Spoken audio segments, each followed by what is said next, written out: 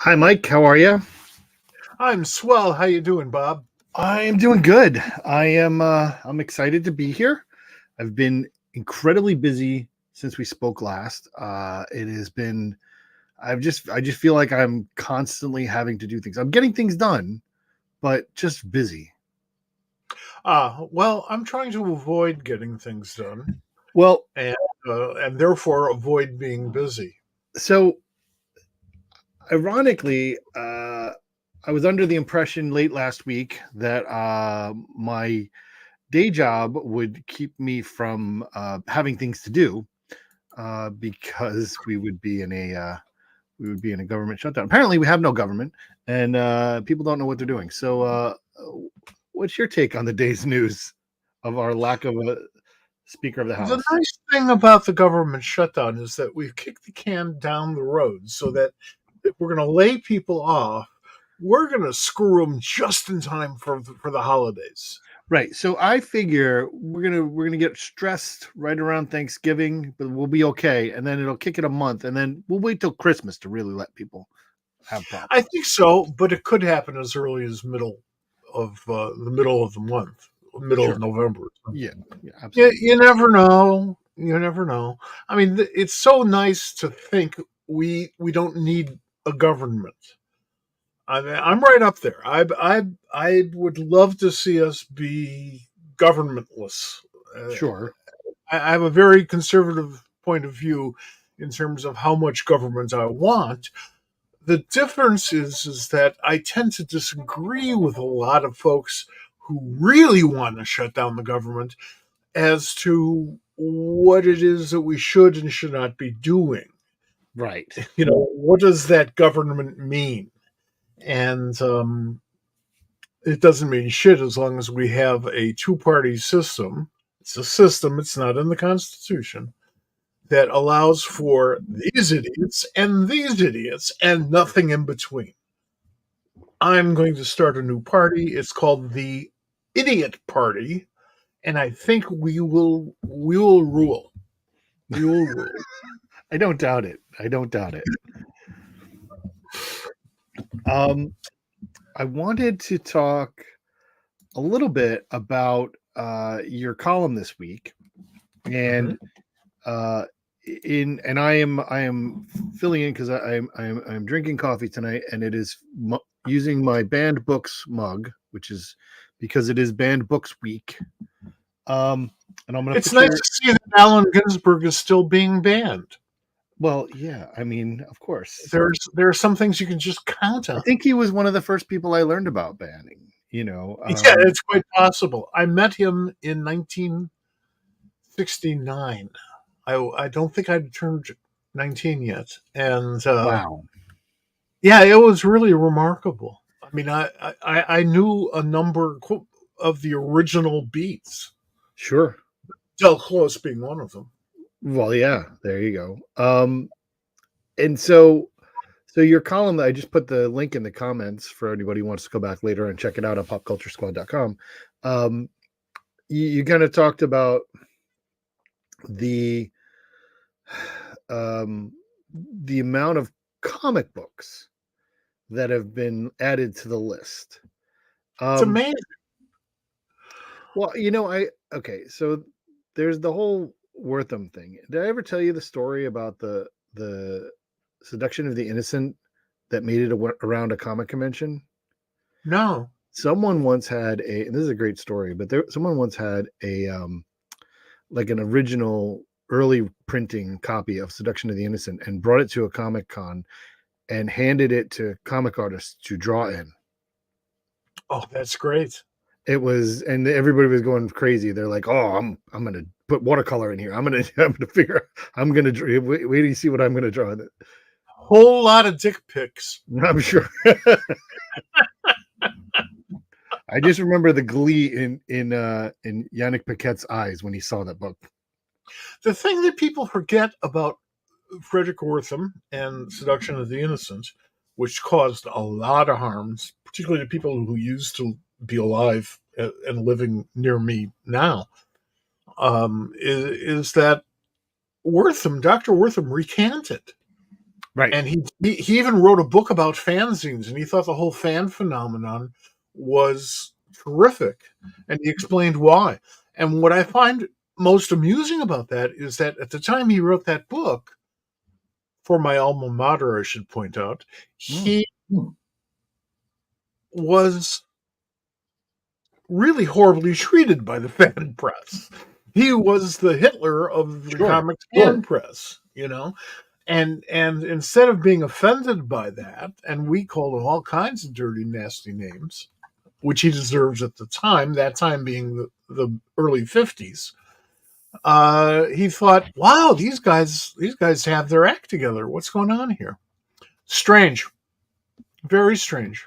When did he recant? I think it was in the late 60s, early 70s.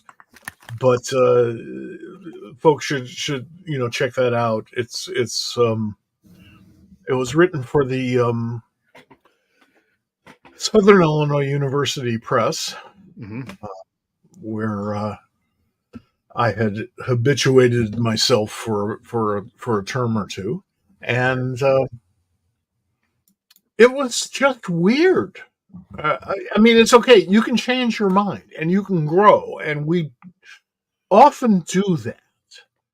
But the man is still hated for what he did, and he should be acknowledged for the harm that he did because he was banning books. And in those days, his crusade, and he was by no means alone. It was on television. There were Senate subcommittee hearings that were televised, one of the very first.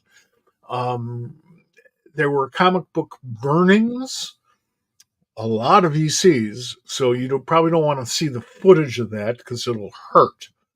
But it was a big deal. It was bigger than it was as big as it could be until rock and roll came along. And then rock and roll took the heat off of us. We had this comics code thing, and some people thought, oh, well, now everything is fine. And it sort of was if you define fine as lame and gutless. So that's part of the reason why every year, somewhere in this vast media scope, I write a column about Banned Book Week. Wherever I am, I've done it at DC. I've done it at First Comics, probably a lot. It's a thing. No, it's a big thing. It is.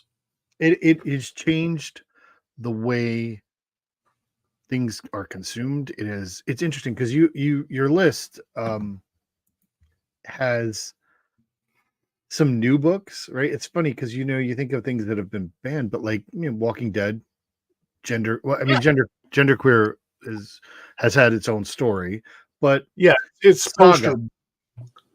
Yeah, right? Saga, the book that wins every award every year it's published because it's one of the best comics, in the last decade or so. And it's got there's listen, depending on it's not for children. It was funny. Some I once saw somebody try to.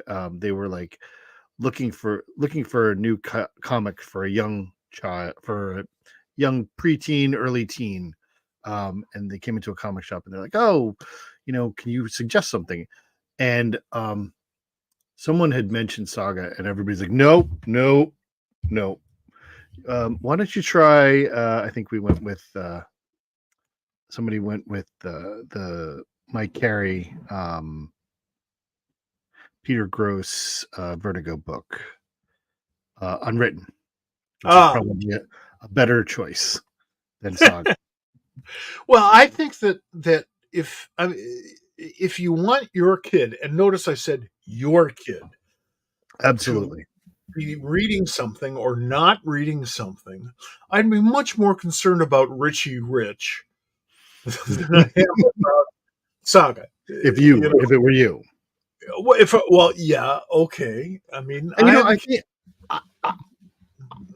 think you bring up an excellent point because I just made this. So I think that Donald Trump read a lot of Richie Rich. If he, No, well, I mean, that's a level. as we Maybe. all know from watching The Simpsons, Richie Rich was murdered by his parents, died, and became Casper. We Well, know that is true. That is true. that. And Donald Trump is not Casper the Friendly Ghost. Well, he's not, but he wants to be rich as the world. And He does. He wants to own Richie Rich and his family.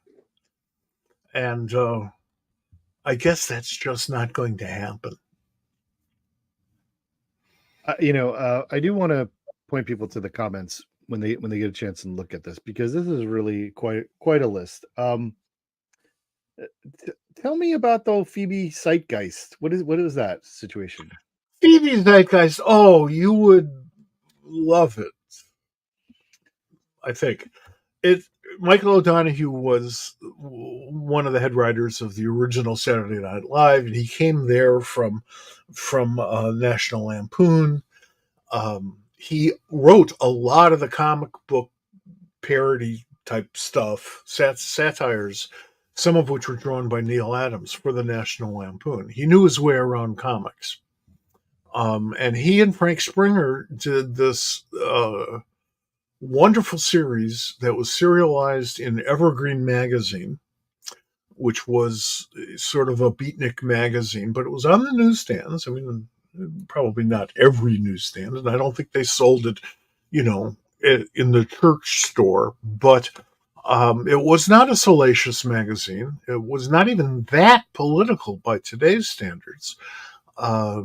And it was about this woman who dies in the very first story and becomes, Our Lady of Perpetual Orgasm. It's just a wonderful satirical story looking at our sexual mores at a time when, it was just a couple of years after the birth control pill was released, and a couple of decades before AIDS put an end to it. So we were just on the beginning of this incredible sexual roller coaster ride, which was wonderful because I was in my mid to late teens.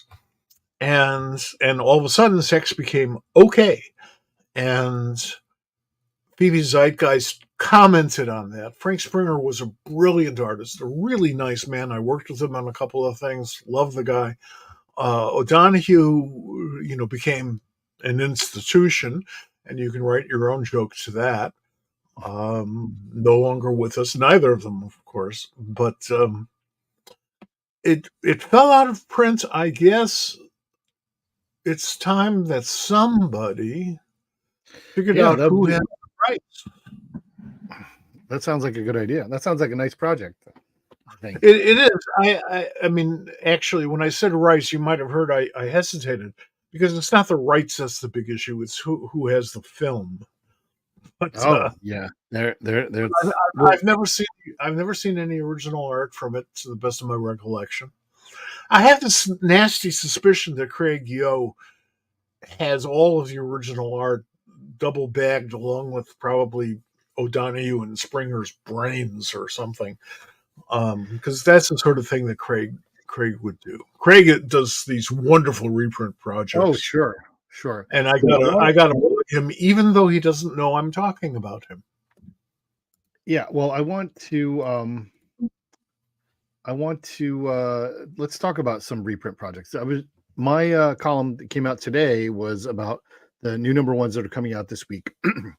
And as I mentioned to you, there's a bunch there's a bunch today, but I'm finding I've changed up the format over the past month or so, where I'm doing it weekly now. So it gives me a chance to make sure that I get things out and get things timely. It keeps me from missing things or saying something's coming out where it's not.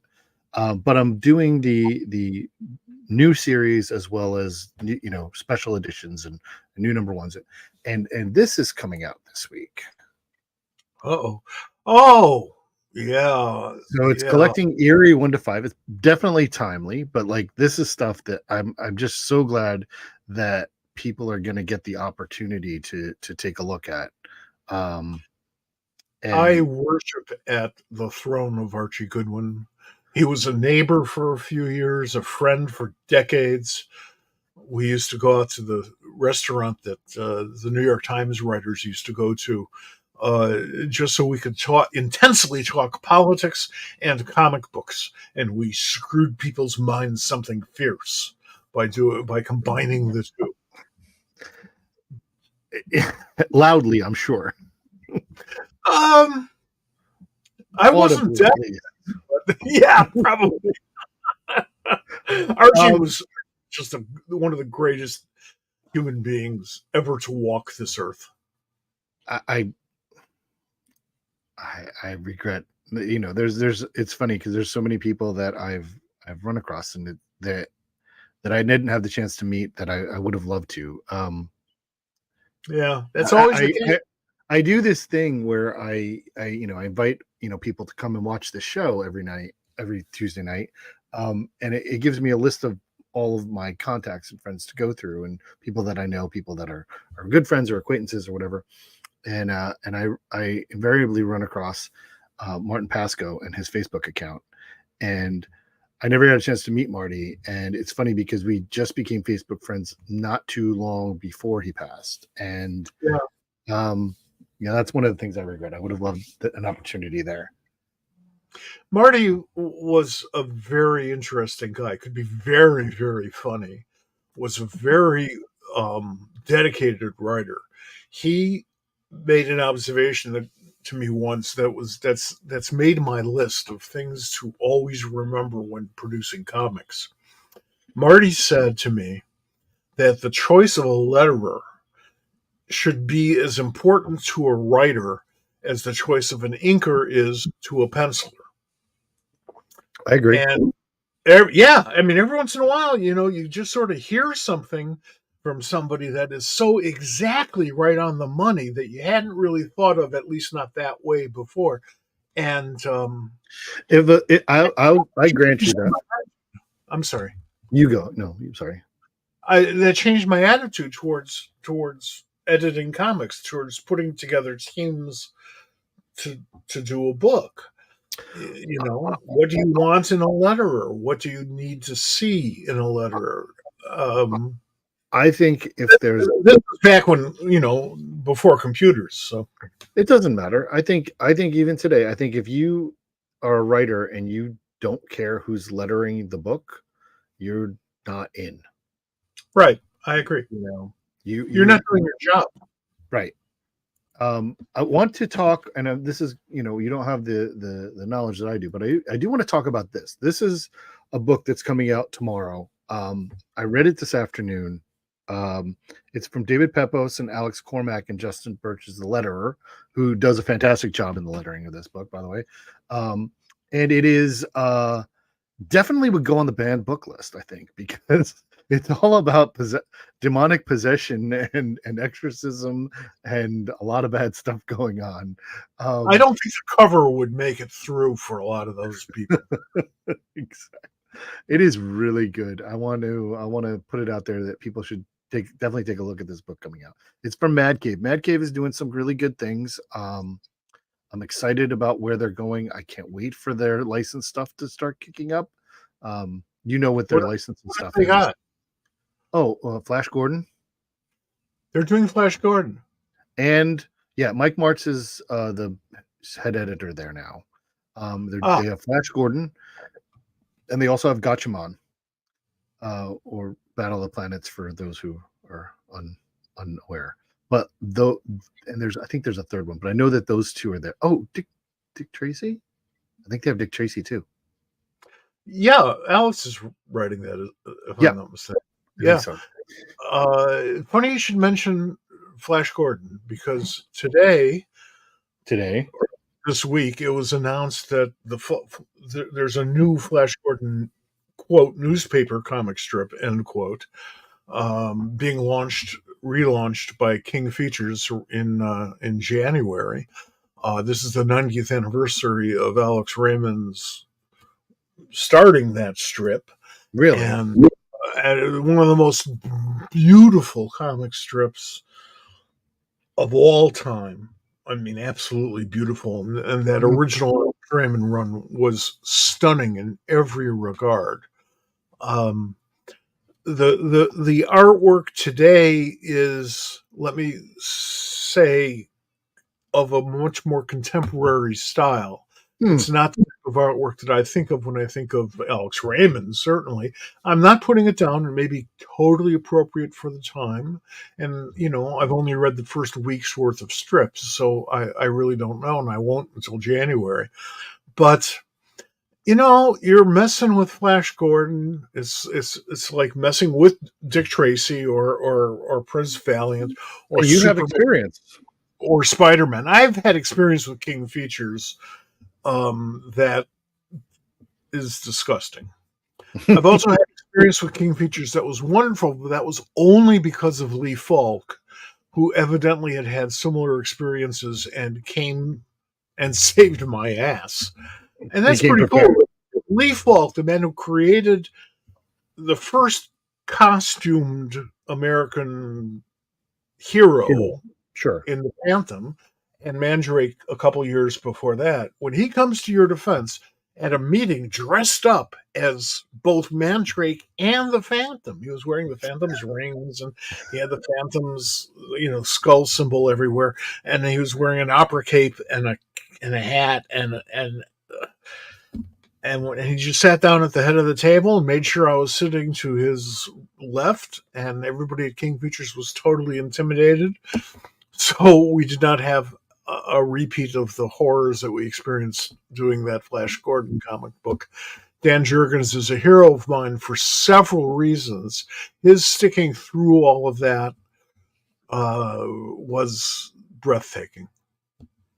I let me tell you, I applaud you and Dan for that book, and I'm sure that, and there are plenty of people my age, in my generation, who look to that book and say, "Man, I loved the fact that that existed," because we grew up like one of the first like movies that you watched constantly on VHS was like Flash Gordon, and you got into it, and then there was a comic that was Flash Gordon, and it was contemporary and yet still held the same stories, and it was I love that series. But Well, just to close a loop here, yeah, uh, in the 1960s, Al Williamson, who was of all of those heavily influenced by Alex Raymond, he was the mhm, most heavily influenced. I Did agree. the Flash Gordon series with Archie Goodwin, and that they also did the newspaper strip Secret Agent X9, which Alex Raymond also created and drew for many years. And when one of the absolute best writers in the history of comics teams up with one of the absolute best artists to produce a few issues of what was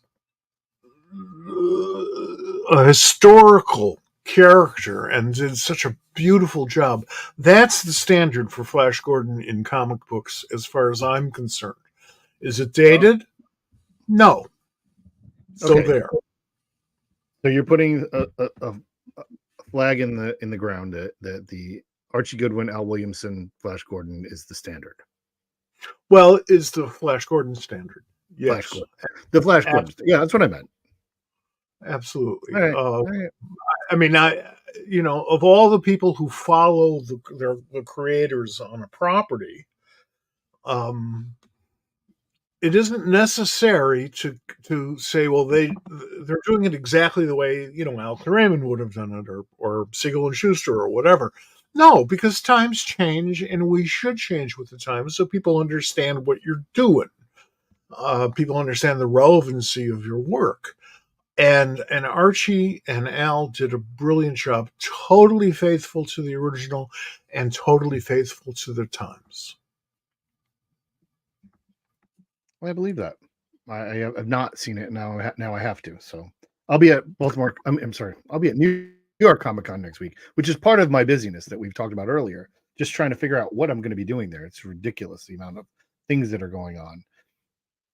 But I Be want to. careful We'll get because to that next week. the convention is on a fault line. There are three major fault Yeah. lines right through Manhattan Island, and one of them is right where the convention center is. Now, I'm not saying anything. I understand. We can talk about that next week. I want to bring in our guest. He's sitting there patiently in the green room listening to us babble. We're gonna bring in Craig Rousseau. He's a comic book artist who's been working in the field for over 2 decades. More than that, but I'm just being generous and gentle on him. He's got to start with a long run on Impulse from DC Comics, also well known for his work on Batman Beyond, Harley Quinn, Spider-Man Loves Mary Jane, Volume 2 at Marvel Comics. His creator-owned project, The Paraponauts, that he works on with Todd DeZago, is a classic example to me of embracing the magic of the comics medium. What they do in that book is just everything you want a creator-owned comic to be. Recently, he's had excellent runs on Killing Red Sonja, and he's done a lot of work with the Young Hellboy franchise, which is really, really good stuff. And we're going to bring him in right now.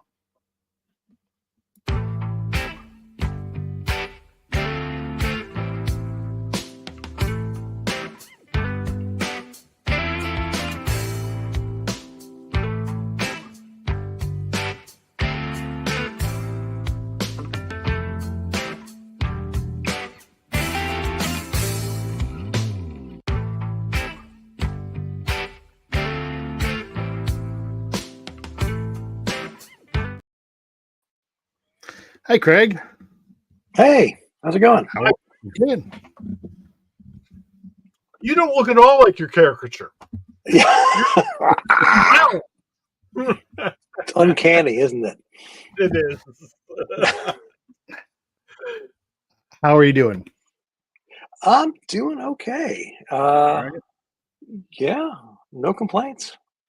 So, one of the big reasons that we had you on, we want to have you on, is because you have a Kickstarter that's ending on Friday, and I think it's fantastic. I think it's a wonderful, interesting concept.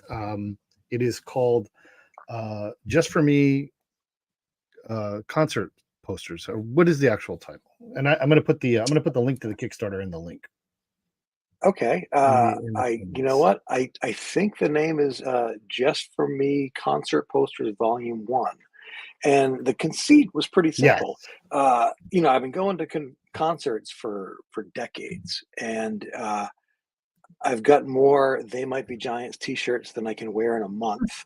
And I've got more posters and more vinyl and signed vinyl. And I'm running out of room for all this stuff and money because these shows aren't cheap. So I just started on a whim making little posters, and they became these little one-offs that I was just doing as a hobby. And then, like most things do, it became an obsession. So every concert that I would go to, or every comedy show or lecture series, I started doing posters. And I think I'm up to like 60 or so now. And that doesn't include They Might Be Giants. I started a series of pretty much one for every song on the album Flood, which is, I think, 19 posters, which is kind of ridiculous. That's you fantastic. Captured the attention of 2 members of the pop culture squad. Mark Allen Fishman is a huge Giants fan, huge, and Adrian Nash, who owns the joint, is a huge Pixies fan. So Nice.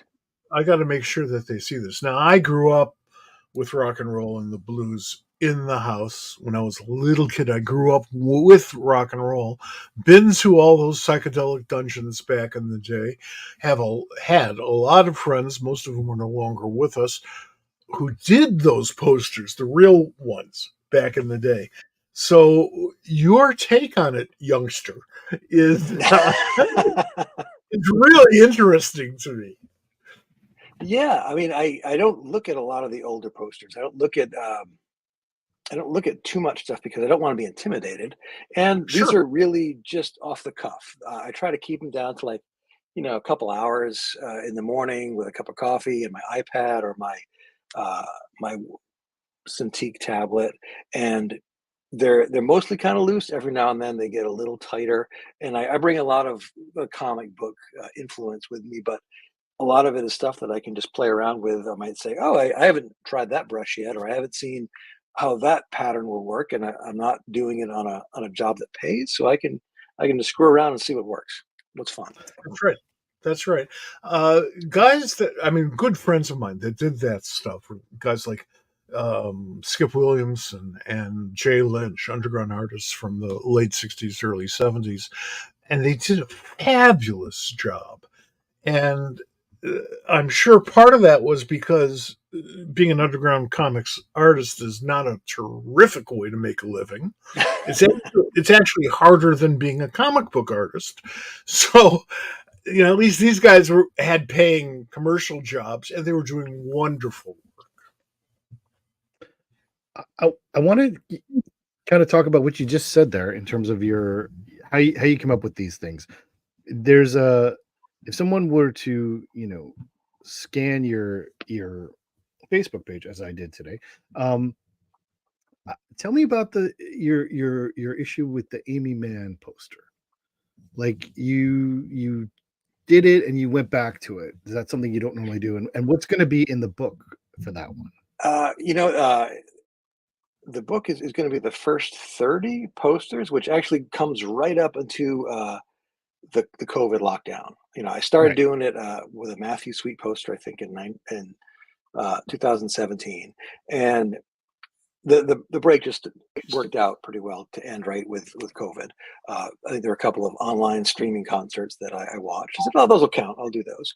Um, but it really was just some ideas would hit me right away, like, well, that's going to work, or that's what I want to do for Weird Al Yankovic, or that's the perfect idea for They Might Be Giants.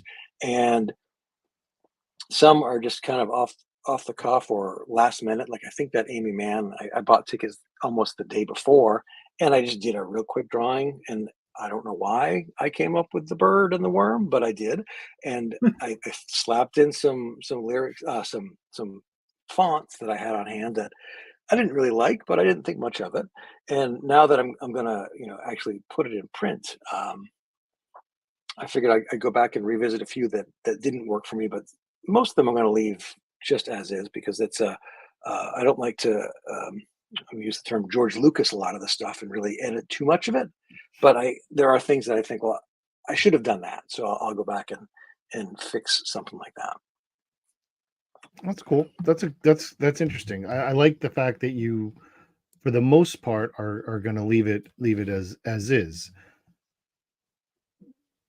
What with this Kickstarter, which is you've done Kickstarters for Paraponauts, and I don't know if you were involved in the Cairo one, but what's different about this Kickstarter for you versus where it's something that is not sequential storytelling, it's just an art book, and how does that work for you differently? Well, first off, it's all me, so I'm putting the book together. Rich would all really help me out by doing a lot of the design work because he's really good at it. And I'd Yeah. slap a design together, and he'd say, "Just send me that file, and I'll fix it for you." And he'd make it look a lot nicer. So that was nice. And he's walking me through InDesign to actually figure out how I can format and set up the pages so I'm not doing things the hard way. Like I think as a artist, we learn how to do something one way, and we continue to do it. Whereas that may not be the best way. It is just a Mhm. way. And when people ask me how I color and I start to explain it, they're a bit appalled. I said Sure. that's how I know how to do these things. So when I can get some help and figure out how to use technology, I try to embrace it. But so I decided each page would have enough room for the poster on one side, so it's you know shows off the artwork, but the other was with the a set list, because nowadays you can go on to concertarchives.org and find any set list pretty much for any concert out there. And then if I have some photos from the events, and some of them I was lucky enough to bump into the performers, and I would get posters signed, and I'd get pictures with them, and no one was ever offended by that, which was nice. Uh, so those pictures will be in the book as well. It's much more of a rambling about my love of music, my how things have happened, how some of these posters come about, the creative process. Uh, and then one of my friends said, "Well, you could also put together a Spotify playlist that you could put toward the end of the book, where you could take one of your favorite songs from each of these performers or bits and pieces, and give the reader that much more of an experience." So, you can listen to it and say, "Well, that's not my favorite song by them," or "I hadn't heard that one," or "Yeah, okay." So, I like that stuff when I read books because I can either, um, you know, uh, feel like I'm communicating with the creator on a much more personal level. I like that. One of the I'm sorry. No, I One of the want you things to talk. The reason, give me Yeah. 1 second though, if you don't mind, just 1 second, then I'm gonna shut up. The part of the reason why I absolutely knew that I wanted you to do this with you, Craig, is because Mike's love of music is as close to his love of comic books, and for someone who to take the art form that we love so much and incorporate it into this book with the love of music is just right up his alley. So you go ahead. What do you say? every time I see a picture of Frank Zappa with Jack Kirby, my little head explodes.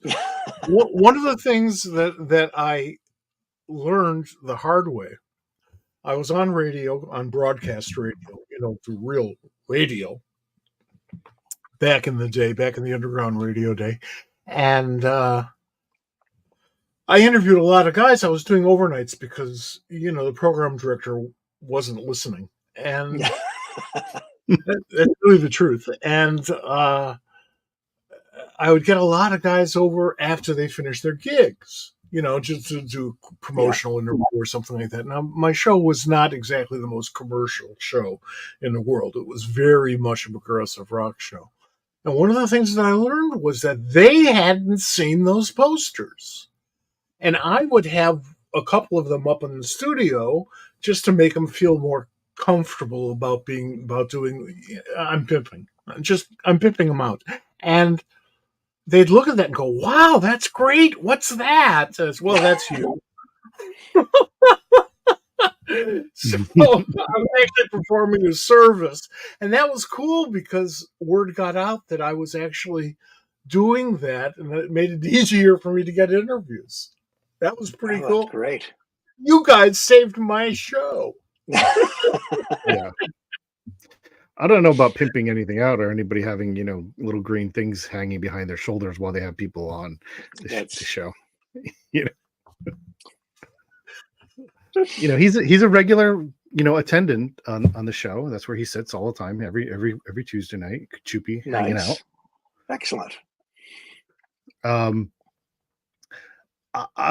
kind of want to talk about your experience in going to concerts. So how many shows do you on average attend a year? Probably. And listen, we don't need to tell Trish, Oh, keep it she'll quiet. find. Well, she goes to most of them. She really Right, enjoys true. it, which is fun. She will not go see Robin Hitchcock. She'll pass on that. Mhm. And Rush was not an interesting show for her either, so she passed on that. But there are most shows she's game for. And actually, she's going to go see Belly Without Me later this week, so that'll be kind of fun. Right. You know what? It kind of depends. I think it's probably 15 or so a year, but even in the last month, there was like a half dozen, it feels like. Sure. And I think a lot of it is that whole post-COVID Yeah. bands are all jamming their schedules full of shows.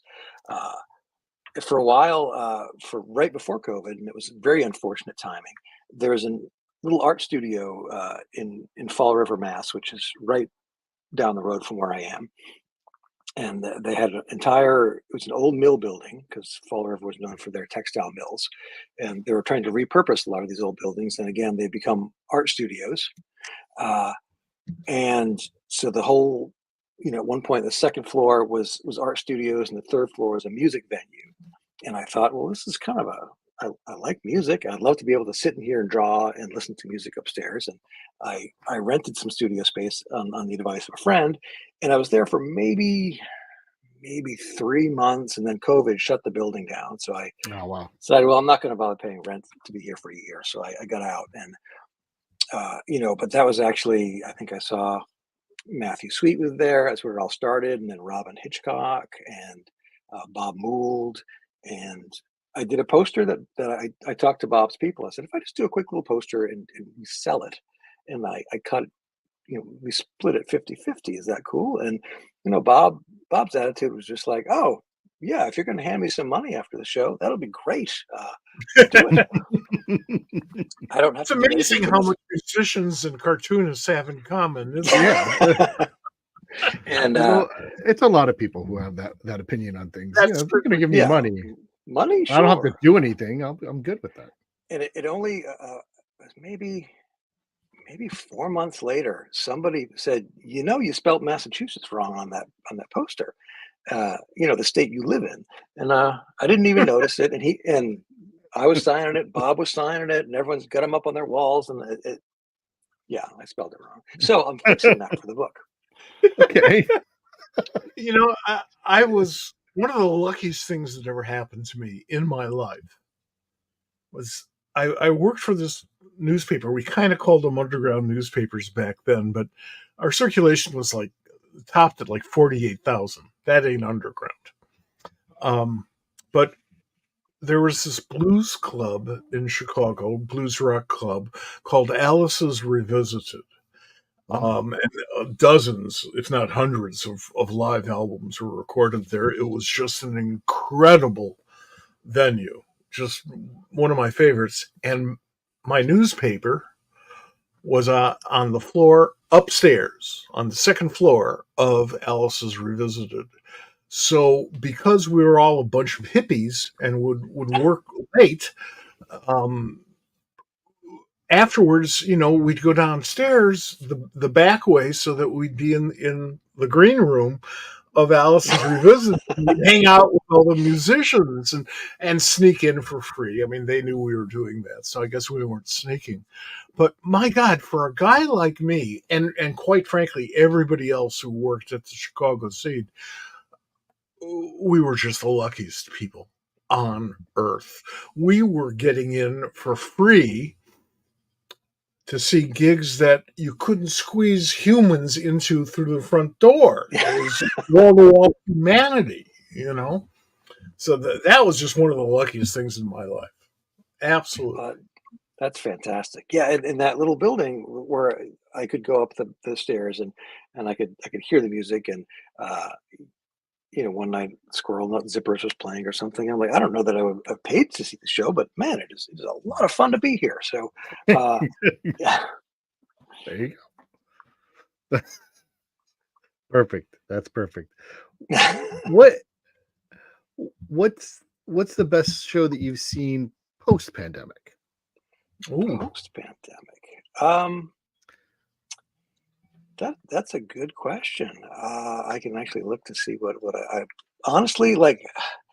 Todd DeZago and I went to go see Bruce Springsteen in August, and we saw him in Foxborough Stadium. And I'm not a fan of these big, huge venue shows where we were actually in one of the top rows where we could see the monitors and we could hear the music, but it wasn't great. But just being in that building and seeing that show, I think was really a bucket list for Todd. And I'd seen Springsteen maybe a couple times, but this show felt like it was really a culmination of a career that was from some of his earliest stuff to the stuff he's doing now, where he sang about being in his 20s and growing up and exploring life, and now he's talking about losing friends and how things are getting to the end of the road.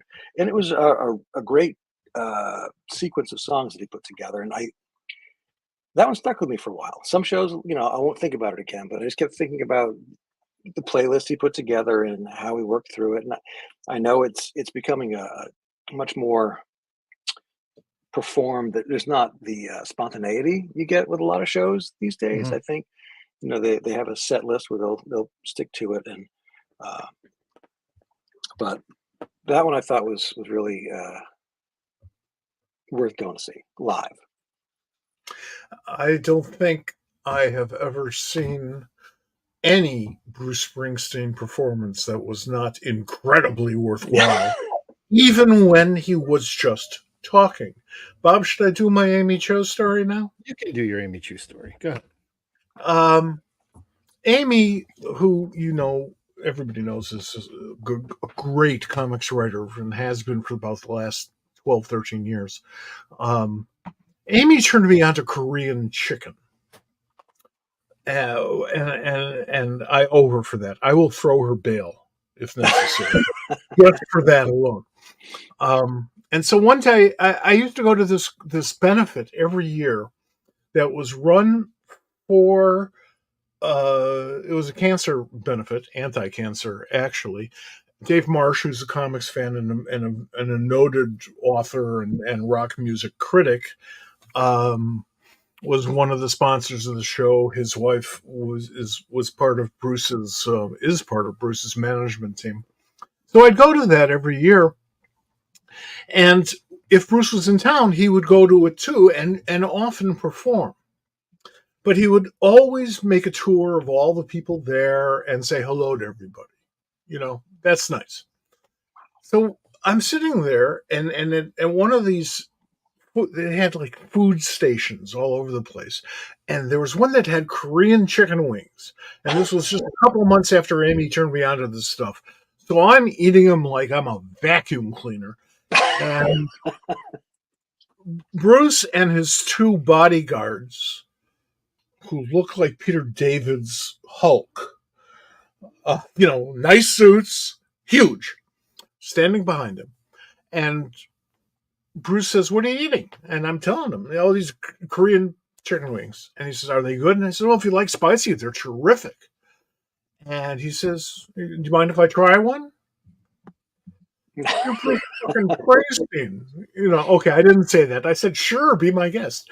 And he had one, and then he just looked at one of his bodyguards, turned around and looked at one of his bodyguards, and the bodyguard left, found the station, didn't even ask me where it was, and came back with a platter full of chicken wings, bigger than I'd ever seen in my life.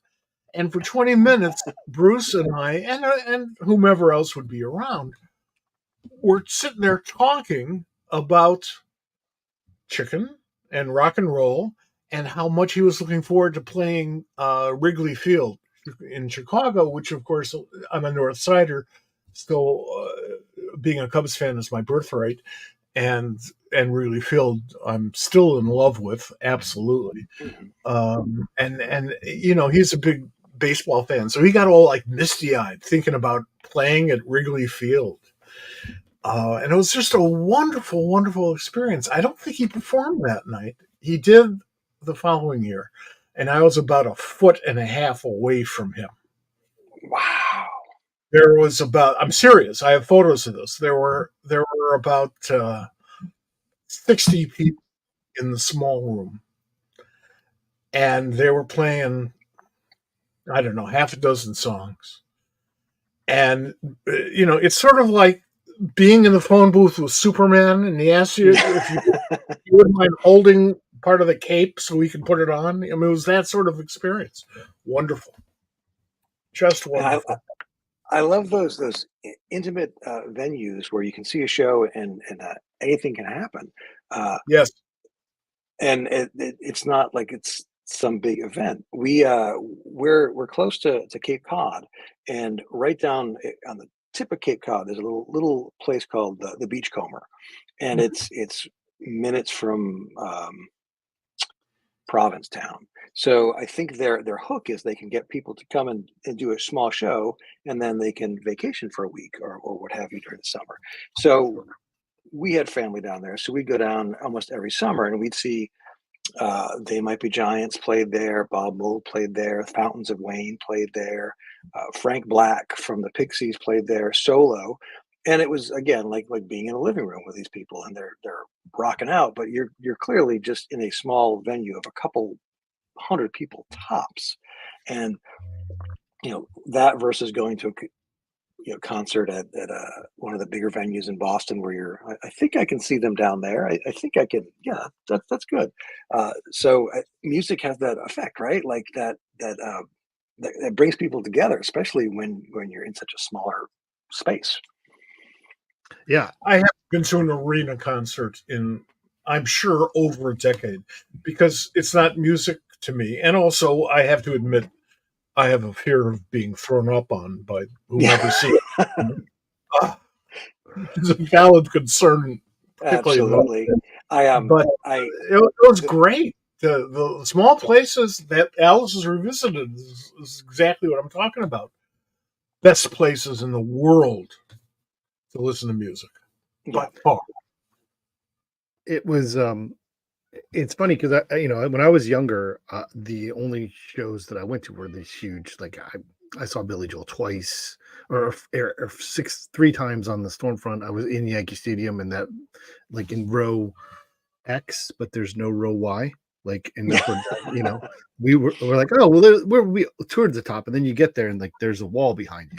So, and so I, for most of my younger career seeing shows, it was those types of things. But more recently, I've had the opportunity to see, in smaller venues.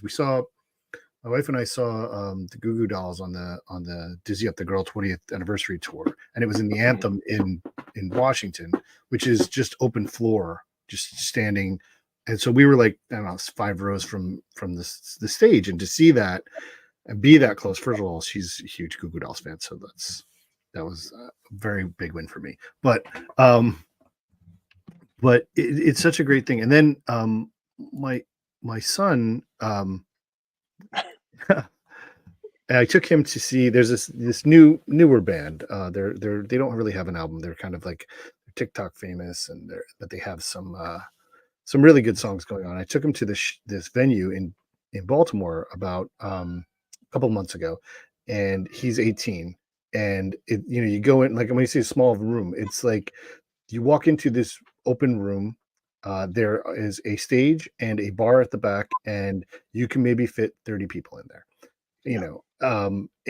Well, there were 30, you could fit 50, but like he was totally amazed by this. Like, they put on, a good hour and a half worth of, playing all the songs they have and some covers, and we're right there, seeing him talking to the guy who was doing the singing,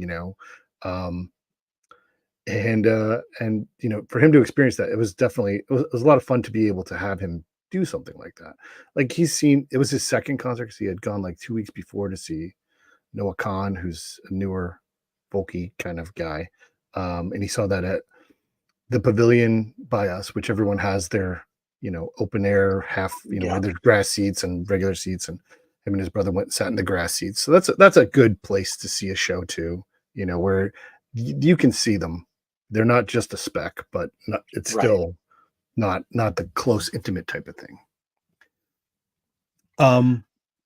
You just explained why I'm a Jack Kirby fan, but please, why? Explain that, because I know why I am, but I didn't know you didn't know. Here's one of them. Jack intuitively got the energy of rock and roll in his work. Intuitively. Sure. I don't think he was a rock and roll fan. I should ask, like Evan Ear, who would know, but I don't think he was really a fan of it. It was just part of the culture, and he was a fan of our culture. And he incorporated that energy, and he was one of the very few in the 60s to incorporate rock and roll energy into their work. If somebody was leaping off of a page, which happens all the time in Jack's work, you could almost put a guitar in his hand. That's how effective that stuff was. And I knew that there were plenty of musicians who are comics fans, and some of them went out of their way to have their pictures taken with Jack Kirby. I mentioned Frank Zappa, Paul and Linda McCartney, and I mean just sort of opposite ends of the spectrum there. And everybody knew it. I don't know if Jack did, but that energy is so critical to the making of Marvel Comics as we now know it, and certainly to the making of comics from the 40s and 50s and 60s all the way through. He got the energy from rock and roll. And if he could have just saved his time by calling me up and said, Mike, you're going to like this shit. It's just that simple. I agree. I think there is. I've had this conversation with a bunch of people, and it's something that that I'm a big proponent of. That there's an energy that exists in comic books that is extremely musical. And Grayson, please. Nice tail, Bob. I know. He just wants to be a pain in the butt tonight. And excuse me. That's what cats are for. Yeah. I love my cats. There's this energy, and he it's that concept that there's a rhythm to a sequential art story, that if you don't get it right, then it's just pictures, right? But that rhythm that flows through it is the same rhythm that flows through, popular music, or even any kind of music, but mostly, the popular music of the 50s on, Oh, you can hear it in the 40s and 30s too, Cab Calloway and sure, Louis Jordan and people like that. Yeah, that's true. That's absolutely true. I stand corrected, as usually I am. What now? I asked you about post COVID. What is the best show you've ever seen? Like, somebody ever asked you, like, what's the best show you've ever seen that you like? I saw this thing and it changed everything. I honestly still think, and it's an arena show, when I saw U2 on St. Patrick's Day in Boston, in the old Boston Garden, and they were doing their Achtung Baby tour, and the Pixies opened for them, and the energy and the drunk Bostonians everywhere, and it was just that album that I was a U2 fan for years, but that album just blew me away when they said, we're going to try something completely different. We're going in a whole new direction, and we're turning it up, and we're mixing everything up, and it was exciting. And I think seeing them live doing that was pretty mind blowing for me at the time. That's great. I love that you were able to answer that question. Like, that's part of the asking the question is knowing that there's an answer on the other side, and that you have I'm gonna interview you now, Mike. What is the best show you ever saw? Boy, I don't know. Billions. I've been, because I had a press pass, and in those days, the Psychedelic Dungeons would have 3 acts. The third bill was somebody that you'd stand in line for a week today to go see and spend hundreds of dollars seeing. Mm-hmm. I can tell you the best moment, and it had nothing to do with music. Okay. But it had a lot of superstars, so it's a good story. There's this ballroom called the Aragon Ballroom. It's still around. It's still beautiful. It was built in the 20s. It's just gorgeous. And, of course, so in the late 60s, it became a rock and roll venue. And Iron Butterfly was opening for Jefferson Airplane. Okay, so we're getting really creaky here. And Iron Butterfly only played one song before the Airplane. In their entire set, it was like a 45-minute version of Inagata da Vida, which wasn't a musical thing as much as it was a dare. Can we do this? And they did, and everybody was exhausted. Even if you hated the music, it was just a vibrant experience. Then afterwards, they leave after they finish their one song, and they set up, and then the Airplane comes out, and Grace Slick, who had probably still has the most wonderful sense of humor the world has ever known, and she said, "We can't follow that." We can't follow that. That was the best moment I ever had Yeah. with my clothes on at a rock concert. We're gonna leave that one on the table.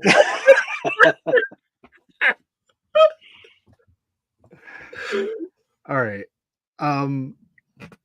Following on the 20 questions, Craig, is there somebody that, well, first of all, you have seen a lot of shows since the end of where you put the close on the book. Are we gonna get a second one? Is that your plan? Yeah, I think there's enough to do a volume 2. And honestly, there could be a just They Might Be Giants book all by itself. So, You and should talk to them about that. yeah, the Kickstarter goal was really just to cover the cost of printing, because so many people would say, or a handful would say, "I want a copy of this book. Like, I would like to buy this book." So uh, I've hit my goal, so I can print up enough books for the people that wanted it. It's not there's certainly a crossover, but I'm not looking to have a big pile of these books left over. But there will certainly be enough to do volume 2, and I think it should come together pretty quickly. I'll tell you something I was taught in journalism school by one of those crusty old 1930s, front page reporters who was teaching by this point in time. He said, never put volume 1 on a book or on anything unless you know for sure there's going to be a volume 2. So, Craig, you're committed. I'm committed. So the Kickstarter lasts till Friday at noon. Friday the 7th at noon. Is that right? Am I right? 6th. Friday the 6th. Yes. And what are the rewards? So there's a digital version of the book and a physical version of the book. What else can people get? There's a little signed book plate that looks like a backstage pass that they can get and slap into the book there. And then I think they filled up pretty quick, but I was going to do a remark. And I said, it can be whoever you want it to be. From any musician you think you want, or, I mean, honestly, if people want a superhero, they can get a superhero. If they, whatever. I find that drawing these posters has been a fun challenge, in that I get to try to do likenesses of people that I'm still working on a lot of that. So, and there's also an option where you can get a poster of your own. You could say, I'd like a just for Bob poster, and I will design one for you. I've done a few for my daughter. She went to go see Taylor Swift, so I made her a poster. And Good dad. And she saw Olivia Rodrigo, so I made one for her for that. And then Trish saw Amy Schumer do some stand up, so I did a poster of that. So, and they're fun. I find them a challenge and a change of pace, because it's not drawing a 4-panel grid and storytelling. It's just what will work. What do I like in illustration? What's kind of fun? One of the more interesting ones I did was the Stephen King. Joe Hill had done a book speaking engagement. It was when they both had new books out, and Todd and I went, and we ended up getting autographed books from Joe and Stephen, which I thought was fantastic. And later on, I saw Joe at a comic shop in New Hampshire, and I got my poster signed, which was kind of fun. And then Todd was listening to Stephen King's On Writing, which, if you've ever been recommended that book, it's pretty fantastic. So I hadn't listened to the audio, so I downloaded it on Audible, and lo and behold, the bonus feature was that night. They had recorded it and they put it on the back of the Audible book. So if you go to the Audible and get the Stephen King book, you can hear what we heard, which was pretty fun. Oh, that's great. Do me a favor. Ask your daughter if she thinks that Taylor Swift should be cast as Dazzler in the Deadpool movie. Well, she like, I mean, that's like one of the easiest castings I've ever seen. Like, she should absolutely be. Yeah. I want to see Dazzler, period. Like, I want to see Dazzler. But and I mean, the fan art that's showing up with her as Dazzler, I mean, like, that's money in the bank right there, I tell you. How old is she? She's gonna be 17 in a few weeks. And I have a That's son crazy. who is it is crazy. She's doing her last driving lesson and getting a license soon. Oh my My gosh. son who's 19 likes music, but he has a very different take on what he likes versus what's popular. Like we've because of what we he's a big comic book fan. He's a big um, science fiction fan. So we watched Back to the Future over and over again. So he became a Huey Lewis and the News fan. He loves Weird Al Yankovic. But if you ask him what his favorite song is, he's like, well, it's the song by Phil Harris. The Thing in the Box, uh, which is like a 1950s novelty Yeah, song. But yeah. or Clarence Frogman Clemens, or I'm not even sure if that's not Clarence Clemens, but it's someone Clarence Henry. Clarence Clarence Clarence Henry. Henry. Frogman, and because he would drive to work every day and he put the radio on the 50s channel on Sirius XM, and he just It's gone. loved it. Yeah. It doesn't. It says I hop decades. That's always fun. Yeah. Well, 50s, it Um, became 50s gold. Yeah. oh, is it? It moved. You're talking about my waddlehood. I was barely crawling. My sister was 7 years older than me, Craig. So I literally grew up with rock and roll in the apartment. Literally. And even before rock and roll, because, Chicago was a big blues city and the Chess Brothers owned a radio station. So that's how I grew up. That, and my sister would read me her comic books when she had to babysit me. And that's what made me whatever it is I am today.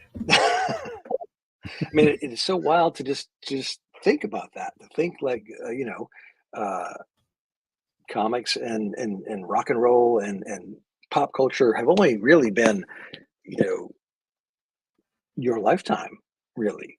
So growing up with it versus my son who's saying, well, that song is what grandpa used to listen to, or you know um, to come up with it and be with it firsthand, I think is awesome. And it shapes you in a way that I think that there's a connection that kids today have to their music, which is different than what we have. That's very true. And it should be, and it should always be that way. Yeah. I'm a big rockabilly fan, as well as that of almost. I have very broad taste in music. I don't like madrigals. After that, everything is okay.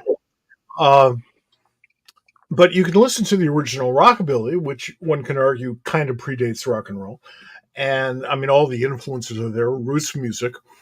And my daughter, about, I don't know, 25 years ago, said, well, there's this whole new rockabilly scene. You can listen to stuff beyond like Gene Vincent. And I was in a learning mode, so I didn't say like, well, why would I want to listen to something beyond Gene Vincent? But she started taking me to her rockabilly gigs, and these guys are terrific. I mean, they know their stuff, they know their roots. Psychobilly was meant for me. I'm still a big Reverend Horton Heat fan, huge. Me too. And All right. this is actually my Southern Culture on the Skids T-shirt. Oh yeah, I see. Oh yeah. They're seeing the Reverend and Scott's. Oh my God! It's a great It's night. just amazing. It's just amazing. And of course, by invoking his name, now I want to eat meat.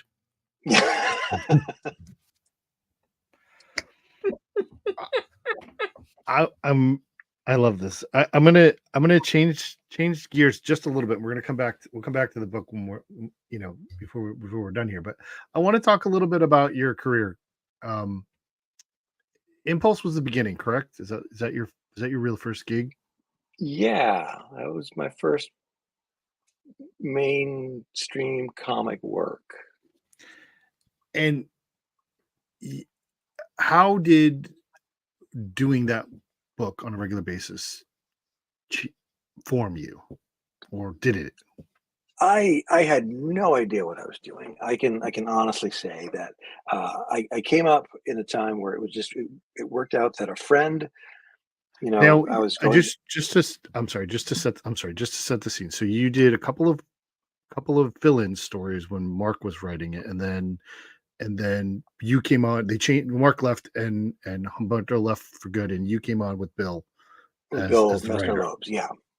Yeah, I came up through illustration program at UMass Dartmouth, and a friend of mine who I was in class with, one of his old childhood friends worked at Marvel in their licensing department, and he was kind enough to look at samples and say, "Well, this is what you should do, and this is, I can get better." And I actually got a few small jobs drawing like Pogs and Right. crazy tie-in stuff like that, like a Christmas tie. And literally, the first professionally printed comic page I drew was in a rock and roll comic book that Marvel put out, this Saturday morning comic book based on cartoon theme songs done by 90s bands, including the Reverend Horton Heat did one. So it all comes back, it all circles around. Uh, but then my samples got over to someone at DC, and they hired me to do a fill in, and they were happy enough to let me do a second one. And I really had no idea what I was doing. And I was looking at what other artists were doing in terms of style or designing a page, and not really thinking about storytelling. And Paul Kupperberg was my editor at the time. And he kind enough to say, I think you need a little help just working on the storytelling basics. And I got a guy who's looking for a little bit of work right now. So I think it'll work out for both of you. So Sal Buscema did breakdowns for 3 issues. Oh, right. And I learned more from looking at those 3 issues of breakdowns about storytelling than I did, in any college courses or even just reading comics, but seeing it from the script and seeing what Sal did. And it wasn't flashy, it wasn't showy, it wasn't confusing. It was very clearly, this is how you read a comic book, and this is the best, most exciting way to tell it without losing the reader or uh, missing important parts of the story. So even to this day, I'll think, as I'm drawing a page or I'm laying out a page, I'll think, well, what Sal have done here? Or, I don't want to, I want to make sure that I'm doing something that if someone picks this book up and they've never read a comic book, they should be able to follow it, which was Right. one of the biggest bits I had gotten from Sal. So Right. That's absolutely true. I learned more about storytelling, visual storytelling, from 20 minutes in Joe Orlando's office at DC in the 70s. And Joe would just take some pages and talk about them. And I'm sitting there absorbing this like a sponge. And I'm thinking, my God, this is a guy who's been in the business, for 30 years now. And he worked with Wally Wood, for crying out loud. Of course, he would know more than I would ever think of putting inside my skull. It was a breathtaking experience. If you're going to go off the beaten course, and that's great, that's important, you have to know where that course is in order to go off of it. And working with guys like Sal, perfect. Perfect. I wish everybody could do it. His brother ran a course out on Long Island for many years. The Kubert School still is full of old timers who know their stuff. And my advice to youngins is, yeah, they're old farts who know their stuff backwards and forwards. You may want to go 180 degrees away from that stuff, but know where you're going. and know where you came from. Exactly. That's it. That's right. I agree. I mean, it's great. I want to talk a little bit about or if you can. I don't know how you feel about this, but not every artist can say that they have a distinctive style. You do have that. I mean, if someone, it's funny because I was talking to, where am I? Over here. I was saying that Choopy is there and that he's a character you created to Mike earlier. He's like, yeah, he looks like that.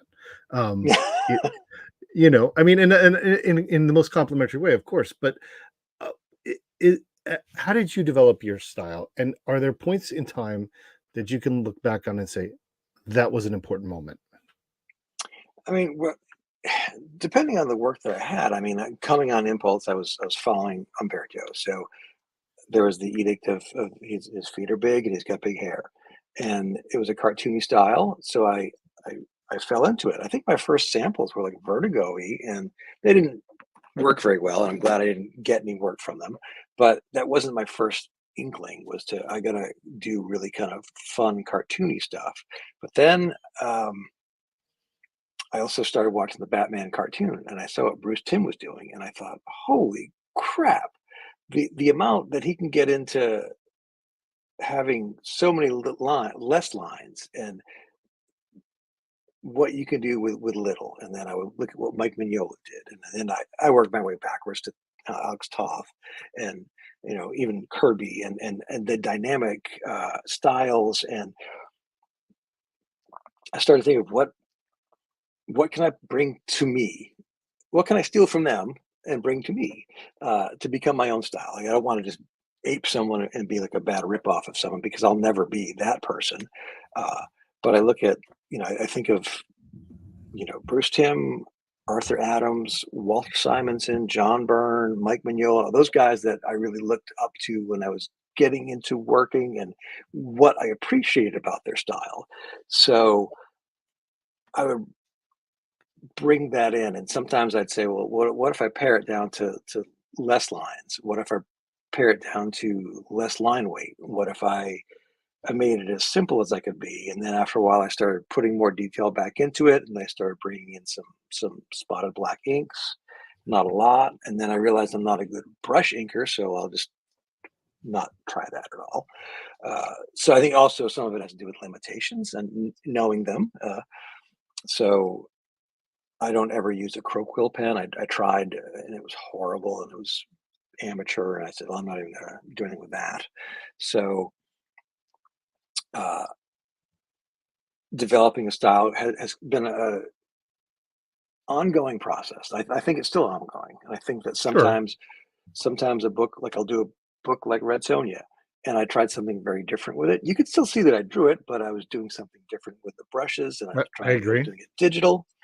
And honestly, my thought with that was, I'm not getting paid a lot on this, so I might as well at least have some fun with it, and play around with it, and see what I can do. So uh, I there are times I don't know that it helps me in getting work when I say, well, I've done this one, or I've done this style. This is a little different than this style. This style is different than that style over there. Uh, I'm constantly trying new things to see what sticks, and maybe I'll get there sometime. I don't know. You mentioned something that I want to go back to. You mentioned Alex Toth, and it is my firm belief that one of the last things that a young artist should do before he or she starts chasing deadlines, because then you're fighting the deadline. Before that, you should spend about 3 to 4 weeks doing nothing but reading Alex Toth and paying attention, and the romance stuff, everything, and certainly the war stuff, and understand how and why he simplified things. Now, you can build it back up any way you want, but if you learn how to simplify things the way Alex did, he was the hardest, most difficult person I ever worked with in my life that I can talk about without getting sued. He, I've learned more from that, and that was a Joe Orlando trick, I should point out. That Joe had this piece of Toth art. It was just a car. It was a sports car, 1950s, beautiful, beautiful job, and it was like one of those puzzles. What can you do with 6 lines? Wow! What you can do is magic. So I really wanted to jump on that. Thank you, Craig. No, I'm happy to help. I think one of my favorite artists working today is Chris Somney, and Yeah. he has got that style, but he's bringing his own energy to it, and there is that such amazing energy, but he's able to simplify down where he needs to simplify and put detail where he needs to, and man, that guy is something else. Yeah, I agree. I agree. Absolutely, absolutely. How much time do you draw every day? Jeez, a lot, A lot. um, I can a tell. lot. Yeah, even if it's again, like if it's not a paying job at the time, it might be a commission, or it might just be for fun, or it might be a story I Right. might use later, or a convention poster, or for a while I was doing um, drawings of TV characters I like just because it's fun and it gives me something to do. I talk to people, drawing is work, sure. I don't ever want to go to a drink and draw at a convention after I've been drawing all day because the drawing at the table was what I wanted to do, and now I just want to drink. Um, but if I'm sitting around on the weekend, like, and I've done all the yard work that I could do, or I don't want to clean my studio.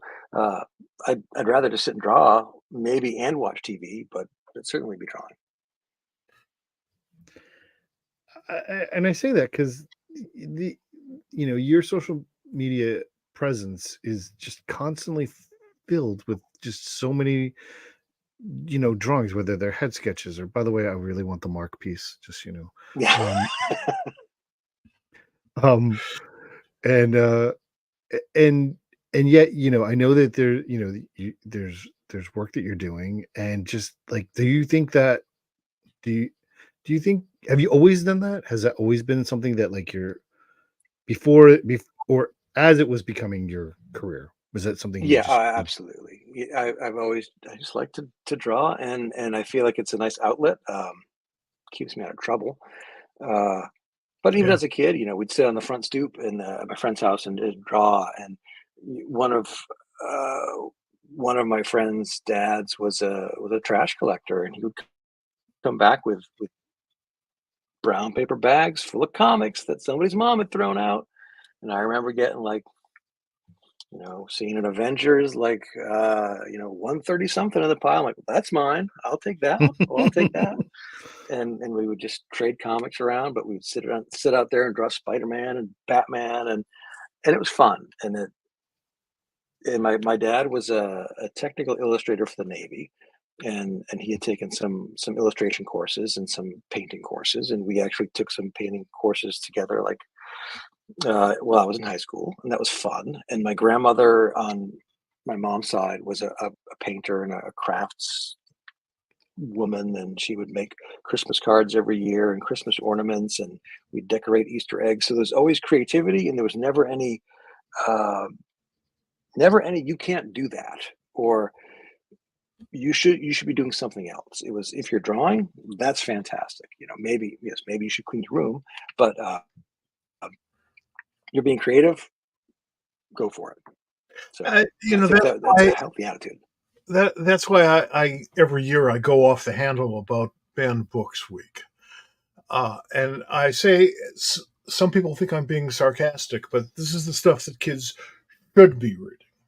Mhm. I mean, once they're old enough to understand it, not to be indoctrinated one way or the other. Just understand what's going on when that's called, in my book, age appropriate.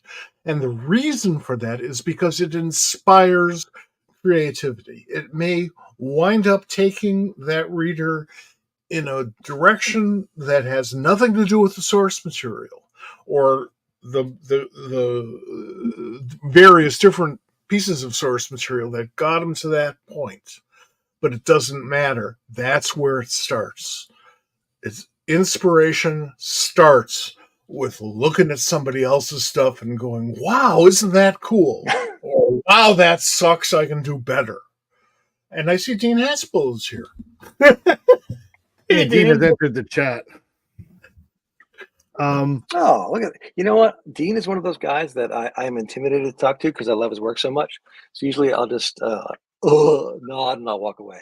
But I'm That's a huge fan of ridiculous. his work, and there are so many artists that I'm inspired by, like Dean, and that I'm so nervous to talk to. That you go to your conventions and you might see him at a bar or even at the table, and you want to go up and talk to him, and you feel weird about it. You don't. And I was talking to Keith Champagne at a convention, and he was at his table all weekend. We were like 5 tables down, and we didn't talk at all. But I know we talk online, and we're friends. And he said the same thing. Like I'm just uncomfortable talking to you in person because that's uh, you know what I don't know how to interact with you on this point, but on a social media it's fine. So and we were talking about someone else that he kind of was talking to online, but hadn't talked to him in person. So we walked over and had a conversation, and I thought, I've missed out on meeting, artists who have passed by this point, like Darwin Cook is one of well, was one of my idols, but I was always so intimidated. I would circle around the other way if I ever saw him somewhere because I had no idea what to say, or I knew I was going to say. I felt like I was going to say something stupid. Um, so I do encourage people to get past that. Although even to this day, when I talk to Mike Mignola about work or anything, I feel like I'm an idiot. So I kind of keep it Yeah, to a minimum. get over it. Yeah. Yeah, I mean, Get over it. Let me tell you the secret about Dean. Okay, unlike me, Dean is not getting any younger, and the secret is he's a really nice guy. So introduce yourself to him, and for the first 5 minutes, don't let your hands get too close to his mouth. But after that, everything will be okay. Fair enough. I don't know what that means. Gonna move on. So I've done the job. you mentioned Mike, who you've been doing a lot of work with recently, work for hire stuff.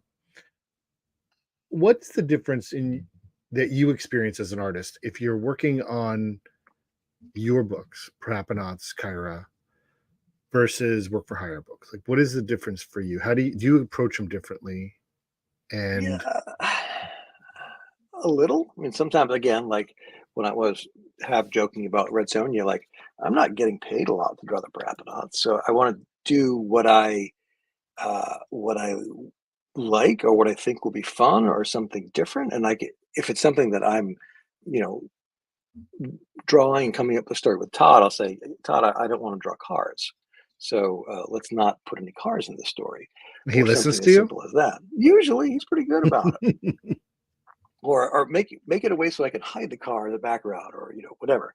Uh, there is a sense of freedom with creator owned stuff because it's going to fail on its own or it's going to succeed, and I don't have the pressure of disappointing anyone but myself.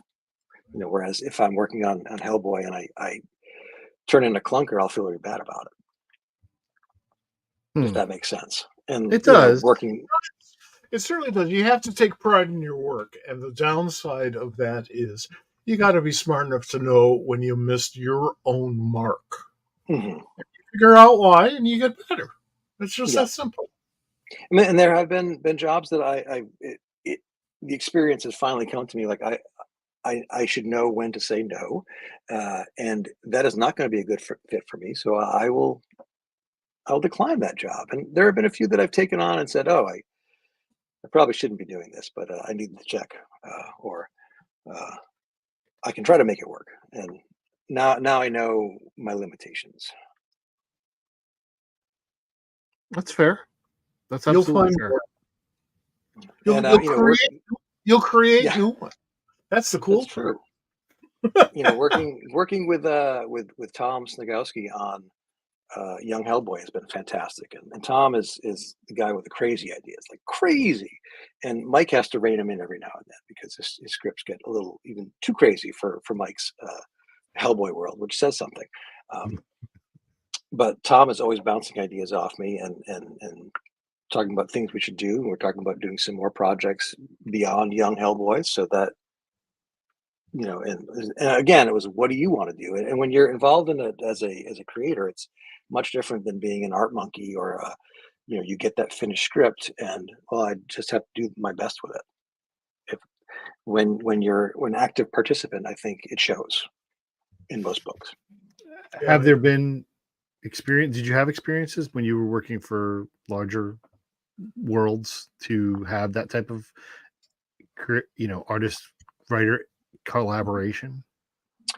Not as many as I would like. I mean, I think that comics, mainstream comics, are the ones that I've worked on. It could be very different. Have been largely editorial driven, where we've got to get from point A to eventually to point B, where this character has to be in this spot in the story because this giant crossover is going to be coming up soon, or and then this all has to happen. Versus, what do you want to draw? Like, what crazy stuff could happen, or what do you want to do with that character? Um, so I feel there's a lot more freedom with working on a creator-owned book, especially when there's a back and forth. I loved working on when Spider-Man Loves Mary Jane with Yeah, but Terry you didn't Moore. do any covers. I did not. That's not fair, as far as I'm concerned. But they're Terry Moore covers. They were Terry Moore covers, so I'm not going to complain. But that was one of those things where the whole story was written before I even came on, so it's not as though he wrote it for me and played to my strengths. So I did it, and I did the best I could with it. And that was a weird book because I was going up against a whole different style. With the first arc was all manga. It was a lot of fun, and they said, "Don't do that, do you?" And again, it was working from a completely finished script. And I think I talked to Terry once or twice, maybe while we were working on it, but he was already off doing his own thing again. He had written the script months ago, and there was no interaction in that sense. So, there are writer-artist teams who've never met each other. This is particularly true in Europe and England, where you're dealing with perhaps an artist from Brazil or something, and you're just not going to meet one another. And often when I hear about that, I go like, "Oh, this can't be true." These guys work so beautifully together, okay, I'm a bit of a cynic, so I began to think, well, maybe they wouldn't work so well together if they knew each other. Well, it's a good point you bring up. Like, I don't know how you handled it there, but I had an experience talking to a friend of mine, in the last year, who was doing work, and the work was for, one of the big two. He was the artist, and he had questions about the script from the writer. He didn't know the writer, had no experience with them. I'm like, well, I know the writer, and I'm not, this editor should be getting people together. Like, that's my opinion on that. And I stayed out of it. It's not my place, but eventually they did communicate. Like, they reached out to each other and were able to put the questions together and get moving, but I think that's an important part of making comics, in that not having any sort of, just taking a script and being a art monkey, as you said, or not caring who is the art monkey, and we mentioned earlier, I don't know if you got before we came on, just even like who is going to be coloring the book and what is their absolutely ability, right, and who's lettering the book, and like it's all a cohesive thing. A good comic is made with people who care and communicate about what it is they're doing. The reason why we get insecure from time to time is that one of the unique aspects of the comics medium is that we are, by and large, sequentially collaborative.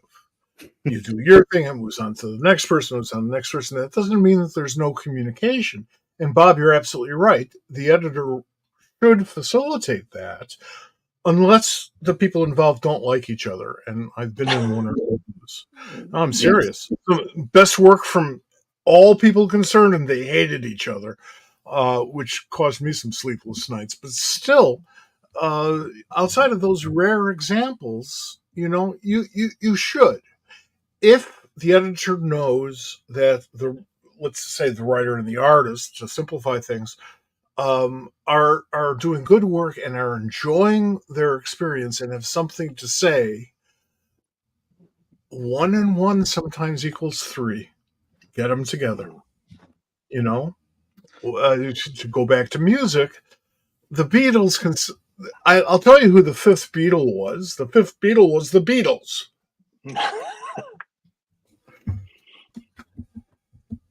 So there. What's your experience with that, Craig? Even in whether it's larger publisher or smaller publisher. I mean, do you how does that work for you? Like, would you do you prefer to have those lines open? Yeah, and I always enjoy working with a writer that I can drop a message to or say, what are you thinking about here? Or, you know, what about this? Or what were you thinking when you put this in there? And I think that kind of lines of communication are very helpful. Do you do that with colorists that who don't, if you're not coloring your own work? Do you communicate with them? Sometimes, when Dave Stewart is going to color Hellboy, I keep my mouth shut and let Dave Stewart color Hellboy. And a lot of times I leave my artwork very open to interpretation because, again, it's a collaborative process where sometimes it looks almost like a coloring book where I've left you such wide open space and I haven't really indicated a sense of a light source or shadows or temperature in the room or time of day. And the best colorist will bring themselves to it. And it becomes a much more collaborative process. Sometimes I'll make little notes to them, or a lot of times I'll just trust their judgment. And, there have been times that it's gone horribly awry, or not even that, but that's not what I would have done, or that's not at all what I expected, or it's good, it's just not what I thought it was going to be. So, but if the editor's happy with it, then I'm on to the next project. When we were doing The Question, Dennis Cowan, Denny O'Neill, the colorist was Tatiana Wood, one of the absolute greatest comics colorists of all time, forever. And I mean, she could have invented the staple. That's how important she's been to the comic book field. And every script that Denny would write, that Dennis would draw, I went over every script with Tatiana panel by panel before she started doing the work. Now, Neil Adams used to complain about, rightfully so, about colorists who wouldn't read the story, which befuddled me. I understood why Neil was angry, but how can you do your work without reading the story? And then I thought about Vinnie Coletta, and I thought, oh, okay. But, Tatiana, every panel and her stuff was so brilliant. So, every team that you have doing a story is different, and the dynamic is different. And presumably, you're going to be different over the course of time if everybody involved sticks with it for a couple of years. And that's actually, to me, that's very exciting to see where it can go. You know where you are now. Let's see where we can take this. That's awesome. That's great. I want to come back to the book, to the Kickstarter. So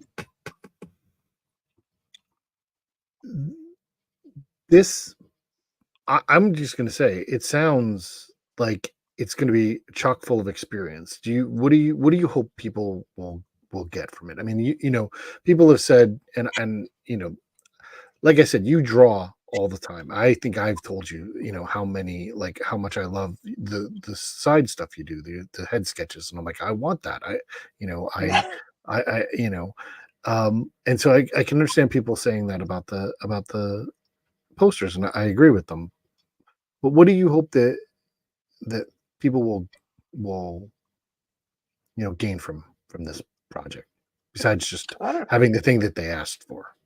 Well, I mean, there is that. Like, the first option was, do I make the book with it's a 60-page book. Do I put all 60 posters in it and call it a day, or do I, you know, break it up with a poster and then the page opposite, which is going to have the set list, and then the venue,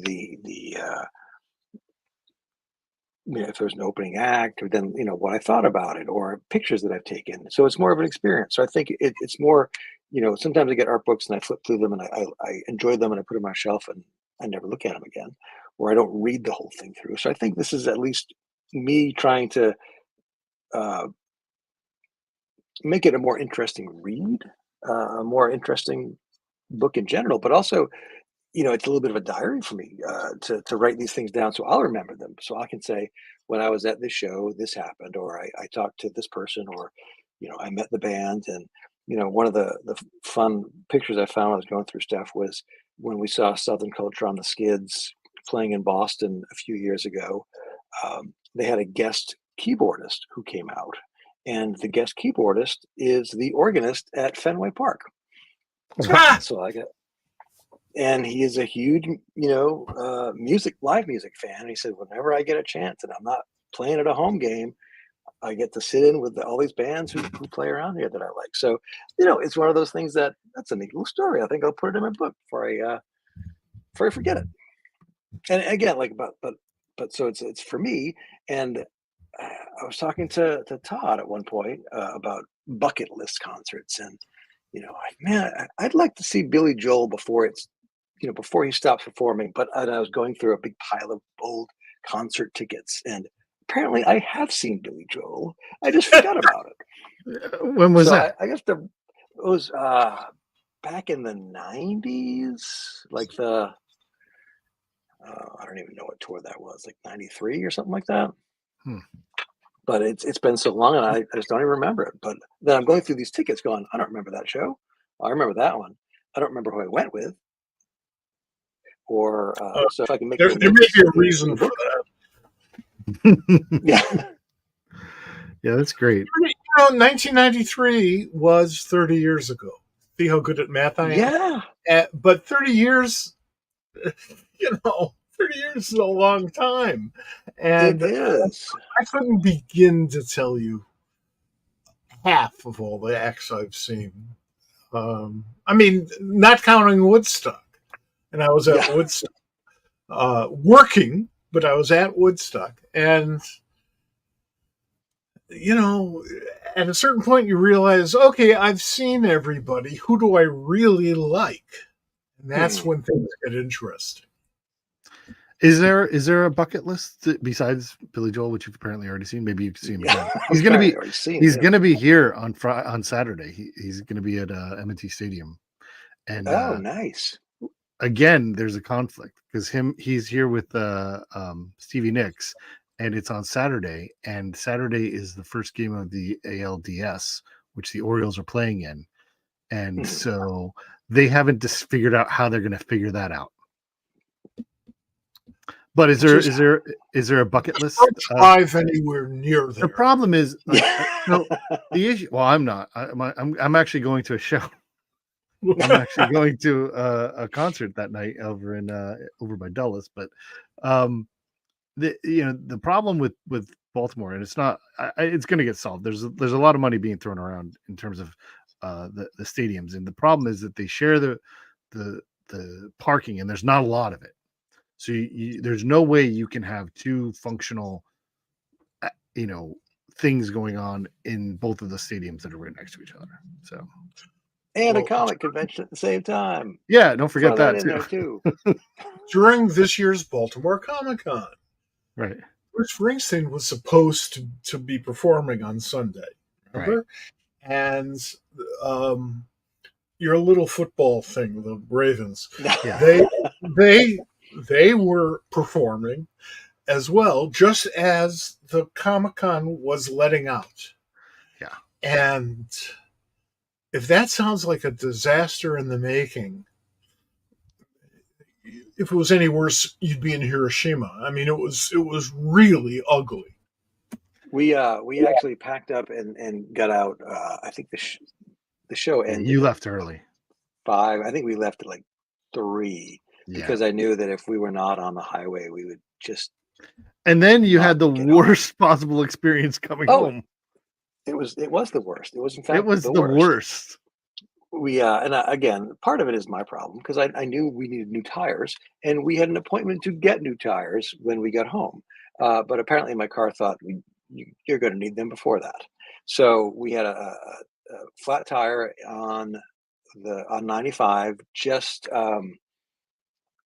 past the Connecticut line into Rhode Island. So that put us about 45 miles from home at about 10 o'clock at night. Flat tire, pulled off the highway. It's a run flat. So I get over to the side and I get into a parking lot at Starbucks. I called AAA or on the app because they said it'd be faster. And it was early enough that I got a ride for my family. But I said, well, I have to stay with the car because that's what they tell you to do. And then the family went away and I sat in the car. And then probably, 3 hours of messaging with AAA and trying to figure out what's going on. They finally called me and said, no. But no. Excuse me? We only have 2 trucks that can cover that area, and we can't do that tow because that would take up too much time for our one of the 2 trucks. So we're not going to come get you. So, but I'm here. My ride is gone. It is now 1:00 in the morning. Yeah.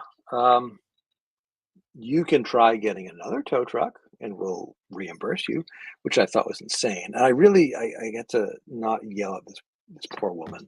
Uh, but I had almost resigned myself to sleep in the car and they were going to come back at some point the next day. And Trish saw my text that she was up and came and got me at 3 in the morning.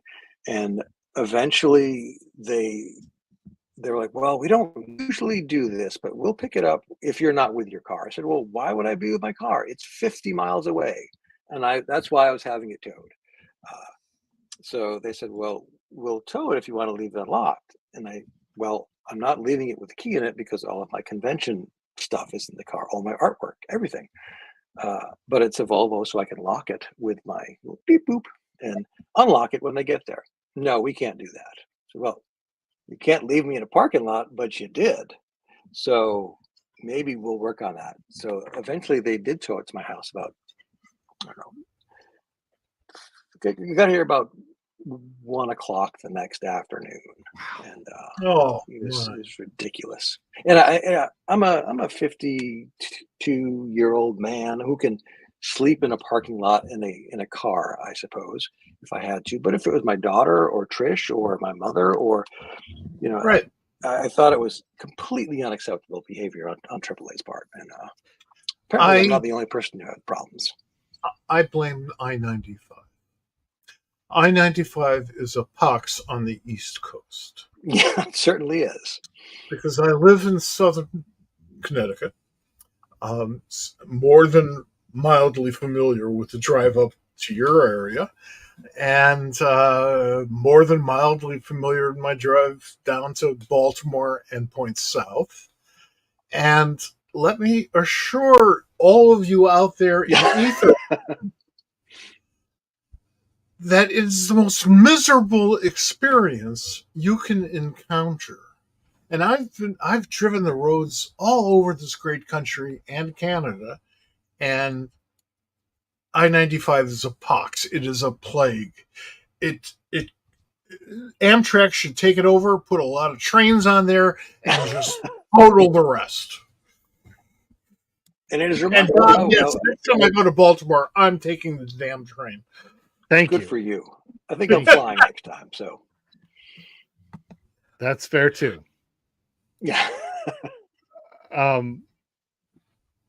So we're getting to the end, and I appreciate you hanging with us, Craig. I got one more question that's kind of we always like to get a little nerdy. What's the first comic you remember reading? Just for all that first geeky nerd stuff.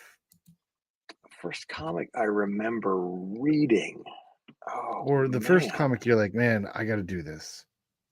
We were just talking about the first comic I remember buying. Okay. With my own money, because I I know love that that one. That's a good one too. Because I remember going and getting like free comics. Like I said, my friend's father was the trash man who got brought home like Avengers. I'm like, this is fantastic. And I remember going to the Kmart, and they had the 3-pack of comic books that were all tucked in. It was like Avengers 158 was in there and all that. But I remember going to the drugstore and buying a Brave and the Bold issue, and it was Batman and the Huntress, and I was a Jim Aparo cover because, I mean, of course, and it was a snowy scene, and it was a purple background, and Bruce had taken off his cowl, and he's standing in front of a grave in a cemetery, and I was telling someone else the story. I immediately pulled it up, and said, "This is the one." I said, "Yes, that's the one." I was never a big DC fan. Like when I was a little kid, I watched the cartoons and all that, but I didn't read the comics. But that was the one that said, "Man, I think I like these comics. These are pretty awesome." And then I started buying up Batman and all the other stuff. And for me, that was a gateway into all these new comics. That's awesome. That's awesome. Brave and the Bold is a great way to do that.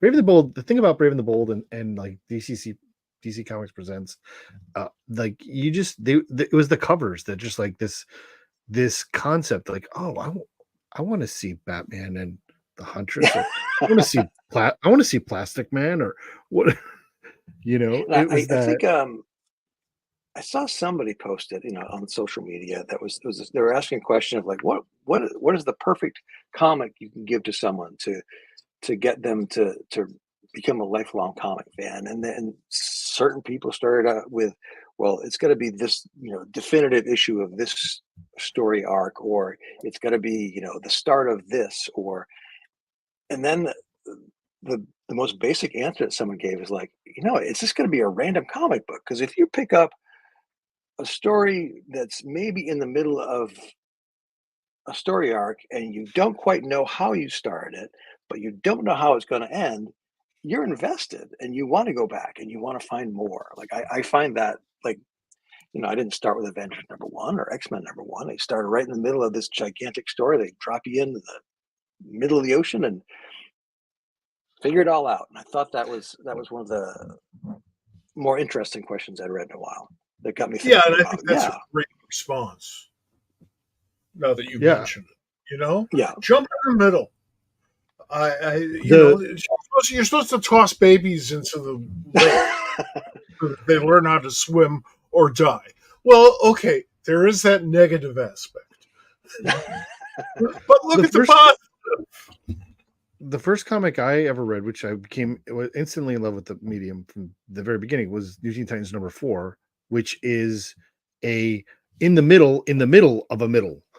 You start out and like they're fighting and you don't know why they're fighting, and I'm like, I want to know why they're fighting, but then they don't even know why they're fighting, and then that's the cover. I don't know if you know, that's the one where the Justice League is fighting the New Teen Titans because they don't want Raven to hurt, screw up the kids and stuff like that. But it's a great cover because like there's a Batman's cape like is covering the rest of the Justice League, stuff like that. But again, it's the concept of, I didn't know, but I just knew that I knew Super Friends, and I'm like, oh, they're Super Friends. I like, that. And I'm like, oh, I need to read more of this. I got to go find out. And that was it. That was the beginning. The whole point of Batman, now it can be told, is that cape to sell comics. That cape on a cover, you could do magic. Just ask McFarlane.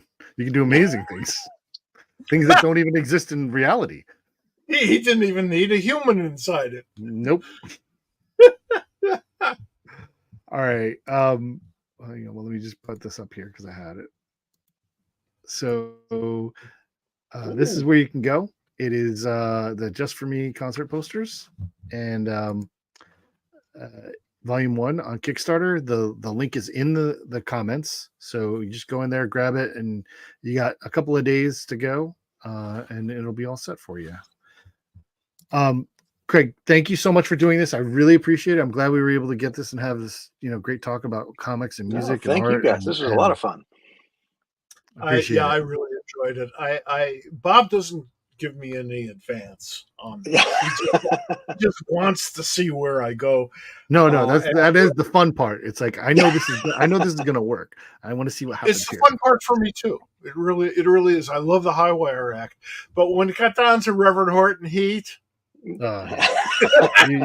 won. You win, Craig. That's I've been cheating a little bit and going back and doing posters for shows like that I've already seen. And the Reverend's going to be one because I haven't seen the Rev in a while, and I'm really missing it. He played recently, and I missed it. Damn it! Same suit. Here's the trick: never go to 2 performances from the Reverend in one tour, because it's the same exact set in order, and it's fine, and it's not bad hearing again, but you're going to get a certain sense of redundancy. Yeah, exactly. All right. Well, we will see you soon. We look forward to getting the book. I do, and we'll run into each other along the way, I'm sure, soon enough. Thanks so much. Thanks for everybody for watching. I'm gonna drop you out, Craig. It's great meeting you. And thanks you out there in Etherland. All right, Mike, we will be back next week with a new guest. Keep in touch on popculturesquad.com and our social media, and you'll find out who that is as soon as I confirm it. And we will talk to you next week. And get up on the upcoming New York Comic Con, where you can find us and what you might want to see if you're going to go there. Mike will not be there because he's sane, more sane than I am. I just can't get around without hitting people with my cane, but which I do at home anyway. I may come in for lunch. Okay, well, we'll see if we'll work that. I often do that. Let's do that, and we'll figure that out. Everyone, thank you so much for being here tonight, and we will see you next week. All right.